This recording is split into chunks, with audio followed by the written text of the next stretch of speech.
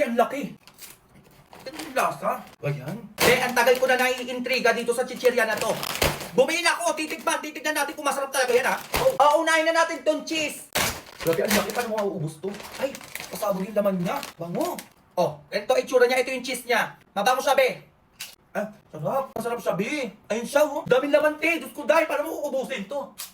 Sarap. Hindi siya maalat, te. Kaya pala dami bumibili nito, te. Masarap pala talaga siya. Next naman natin tong spicy vinegar. Ay, grabe ang asim niya, te. Tingnan niyo yung laman, ang dami. Ayan, ganyan siya. Hindi siya ganun ka-asim, te. Pag tinikman, hindi siya ganun ka-amha. Pero ang sarap nito, ha. Pero malalasahan mo pa rin pagkasuka na, te. Go! Okay din to, te. Hindi siya maalat. Hindi rin siya ganun katapang. Okay, next naman natin to. Sour cream cheddar. Okay, yung lasa nito. Mabango to. Ito talaga yung amoy na cheese. Pasabog siya, te. Ganito yung itsura niya. Ay, grabe, hindi talaga siya maalat, te. Hindi rin siya ganun ka-cheese, hindi rin siya ganun ka-sour cream. Sarap nito. Grabe, ang galing naman yung lasa nito, te. Pasabog to, lumalaban siya, te. Perfect talaga to, lalo na pag mga pulutan nyo, or di kaya dadalhin sa mga field trip, mga tagal na ganyan.